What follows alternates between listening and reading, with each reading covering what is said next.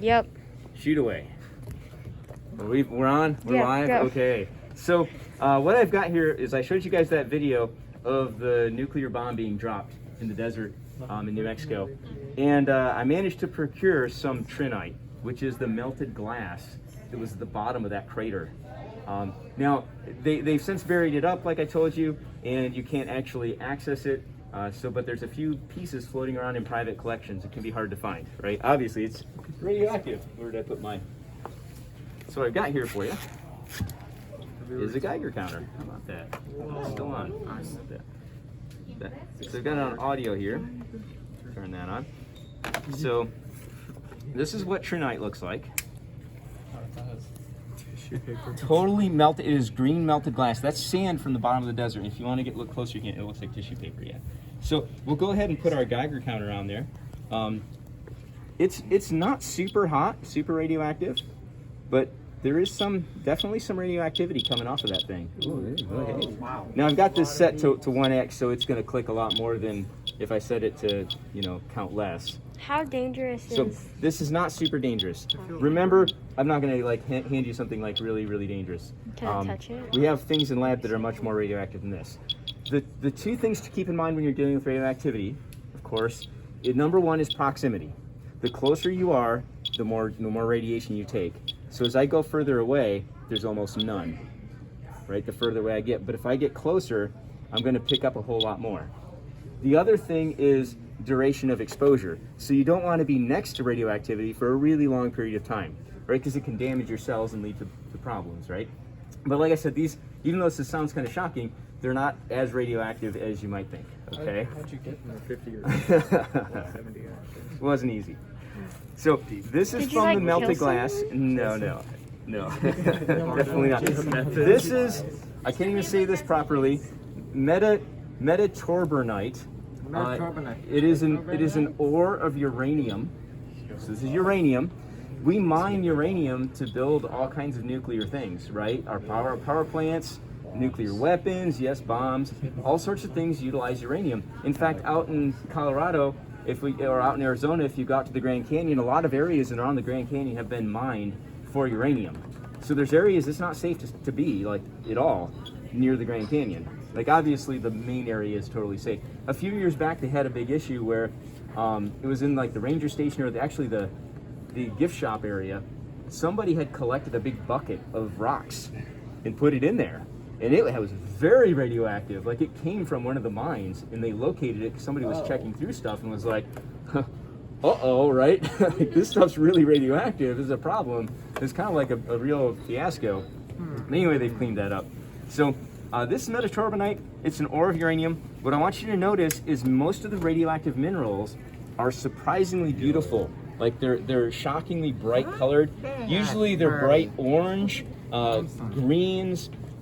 Anytime I find a mineral that's in a collection someplace that has like these really pretty striking colors to it, if you guys haven't tried time seeing over there, I immediately grab my Geiger counter because I want to know if is it radioactive, right? So we'll see how much more of this uranium ore is. Yeah, quite a bit more. But even just getting a little ways away from it, like, you're not getting very much radiation, right? And I keep this stored away behind metal. So even just putting it back in my Altoids tin, the Altoids tin blocks an awful lot of it, right? Obviously, if I had lead around it, it'd be even better, right? But this stuff is most certainly radioactive. It's not the most radioactive thing that we've got to look at, but What's pretty easy. to get? I don't remember. You don't need to go finding some, though. But yeah, if you just happen upon a mineral that's really brightly colored, like on the side of a road cut or something like that, be careful. Like, there are radioactive ones, but it's an important property. It's pretty cool too. Okay, let's take a look really quick at the extra credit. So on your packets, if you guys that are here in class, if you want to do this, you can. I'm gonna leave this out. This page in the packet that I gave you explains like how to do the mineral properties extra credit. This whole thing started because a student one time brought this into me and was like, "What is this? I just found this thing." What? And I was like, "Wow, that's cool. It's obviously crystallized. It has all the properties of a mineral, but what in the heck is it?" And we spent about a week trying to figure it out. We scratched it, we streaked it, We put acid on it. We did all the tests you guys have done, and it wasn't until, you know, touch it. It's kind of cool. It looks like it's gonna like melt in your hand or something. It's pretty cool. It's like a form, like a hard form shape of like melted. It looks like It is, isn't it? It's pretty cool. Looks like platinum. Yeah, so His properties the can test that finally determined it, like we had to put all the tests together, but the test that finally determined it was electrical conductivity. We measured its resistance to electricity. So, and the directions explain how to do this with the different meters. But basically what you're going to do is on this paper, you're going to go through, and I have many of these things labeled for you here. I want to get a shot of that. It's pretty cool. Elemental copper, pyrite, galena. You've seen some of these before, and you're going to run your tests. Are they magnetic? There's a magnet in here. What color do they streak? These other things, and then you're going to do it with the big one. What does it match? Does it have the same streak? If it doesn't have the same streak, boy, that's a giveaway. It can't be that, right? Is it magnetic? Well, if it's magnetic or not magnetic, that's instantly rule these out. It is one of the things on this paper, as is sample B, which is something I created by melting something. like Didn't melt. come out this way. That's what you got to figure out. Okay? So you'll do electrical conductivity by putting the electrodes on here, and you'll measure it. Okay? Let's see. Let's get one that's going to work really well. Here's a piece of graphite. I think I've got that in the right spot there. magnetite's the I'm only gonna test magnetic that. one. I think this guy his batteries have He's dead. given up. Rip. We'll get another meter if I can't get this going here. Seriously, what the heck is it? There we go. Let's try it. So watch this, guys. Watch the meter here. Okay, right now it's measuring none. If I put them together, see how quick it goes up there? So it's going to go down to about 0 because there's like no resistance here. The lower it is, the less resistance, so the better it conducts electricity. Check out graphite. Look at how little resistance there is on graphite. It's crazy good conductor. So you've ever heard people say don't stick your pencil in an outlet? Right? So a pencil is made of graphite, right? If you happen to touch the other end of the graphite and the end of the pencil to the outlet, you get shocked because it conducts electricity really well and it writes on paper. Woo. So I guess it's Pretty good cool. that there's In like other words, an eraser on the graphite outside. goes hand in Because The what? the rubber is what? The rubber on the eraser? Yeah, that would be an insulator. So as long as it's not touching, you'd probably be okay. But if you broke off the piece of lead in there, the graphite, and then reached in to get it, yeah, it's electrically hot, right? So let's do one more thing with this. Since graphite conducts electricity so well, there's something else we can do. Let's go back this way. Does anybody have a mechanical pencil? Yeah, it's on my paper. Bring it with you. Okay, bring it with you. Bring somebody first. Sophie, just grab mine. Or yours works. I'm still videoing. Oh, I've got a piece here. We're good. So I've got a piece of graphite here. Excuse me. Got me there, Gracie. I am so sorry. Got a piece of graphite here. Yeah, graphite. Lovely. I'm going to just take a little chunk. If some of you guys want to scoot over to the other side, you can see too. This will be real noticeable. And I've got a little Frankenstein machine I created here just for my demo. Don't mind the crazy wires and whatnot. I've got 2 electrodes. It's had a rough use today, so it's not in really good shape. It'll take me a little fiddling here to get it going. The problem is it heats up and it heats my electrodes a little bit. See if I can get it in there enough to show you guys. Is it gonna explode? I hope not. That'd be so cool. It takes a steady hand. You guys know how fragile pencil lead is, right? Yeah. Crud. Infuriating sometimes. You might have to. How are you doing? Need like 0.7 or 0.9 lead or something. This is about right. This is about right.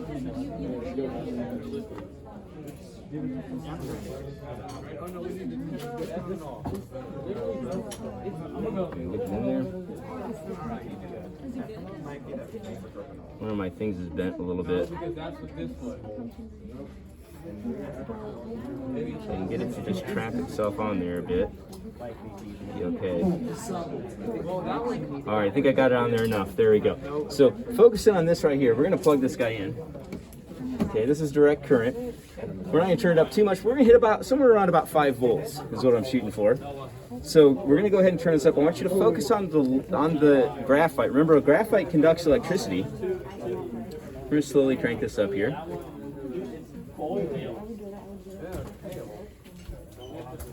We're getting there.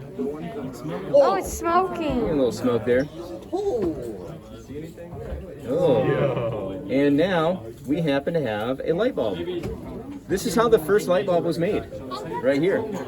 So now it's not going to blow up or anything. Don't they use If yes, they do now use all kinds of different things. If you look inside of an old light bulb, the kind they don't sell anymore, the incandescents, you see a little coiled wire in there. Those were originally made out of graphite, because graphite conducts electricity so well. Now it is burning, and it's not going to last forever. If I put it inside of a glass container and sucked all of the air out so that it couldn't burn, we could keep this thing glowing for a long time. See, it just burned through. Totally melted through my graphite. It's pretty cool though, isn't it? It gets pretty bright, doesn't it? It's really bright. So this is, think about like, you know, the very first light bulb. This is how it was done right here. You just have to get rid of the air. You want me to do another one? Just need one more. It gets pretty warm. We could do one more. I'm gonna eat it. You can go ahead and unplug that while I do this. Yeah, you don't want to get shocked. Yeah, it's turned off, but always good to unplug it. We'll do one more. Don't take off yet, guys. I got one more thing to show you. There we go. We'll do one more. We'll turn this one up quick here.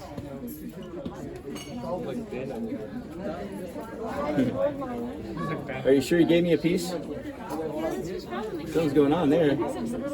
This from this one. Not sure what happened there, guys. It must have a fault in it somewhere. It must not be connecting. Oh, you know what? I'm too far apart. There's too much resistance. I bet. Or I could have too much char on my wires. That could be the other thing. There we go.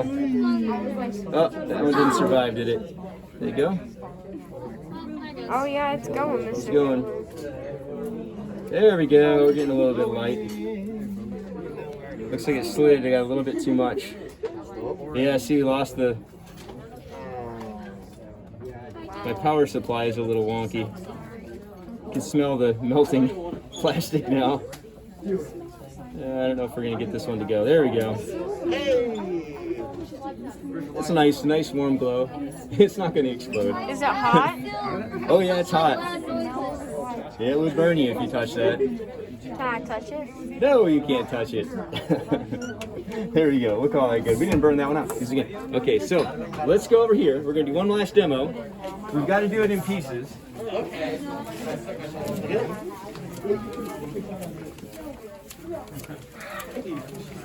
Okay, I can take about maybe 5 people at a time, okay? So Grace, you come with me for the first one.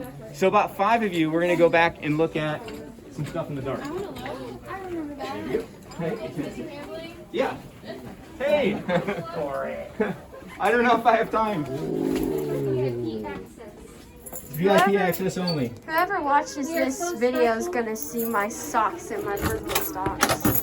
Oh gosh, she's scared me. Okay, And so skeleton. come on in. Kind of go over that direction. They got too much radiation in them. Where would be the best spot for me to stand? So right there is perfect. You stand right there. Just look down at this. Okay. Insert skeletons Just in the look down at closet this. joke here. You guys have to close the door though. Come in a little closer so you can close the door. There you go. No chemicals. So take a look at the minerals that I've got in front of you here. I've collected all these here. There's something you'll recognize: calcite, calcite, calcite. Another piece of calcite. Calcite's kind of cool. The inside of a geode, chalcedony.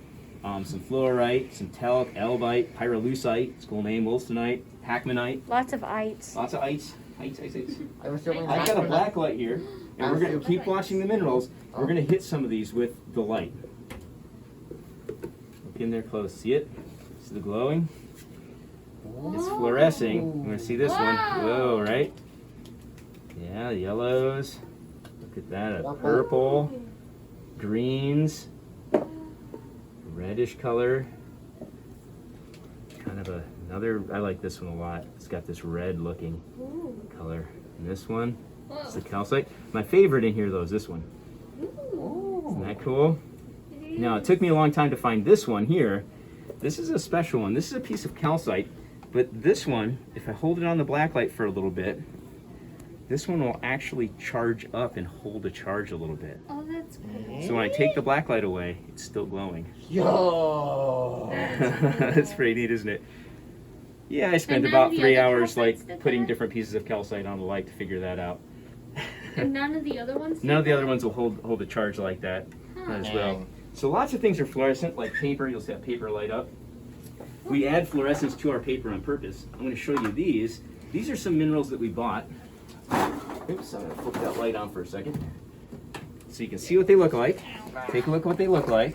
How does that not There they screw are. my glasses? And now we're going to look at them with the black light on. So we'll put the black light on them. You ready? Set? Oh wow. Oh, I love this one. Isn't that cool? That's a neat one, huh? It's like It's got calcite in it. Calcite does some crazy fluorescence. it's like vines growing on solidified Like this blood one a or lot, something. too. I love it. Is this some of the stuff that's in like glow in the dark golf courses and Yep, stuff? exactly. So they'll put specifically things that will fluoresce in there. In fact, this one will keep fluorescing a little bit after I take the light off. See the green in it? It's almost neater in the... Dang. Pretty cool, huh? Uh-huh. Okay, we'll cut the video there.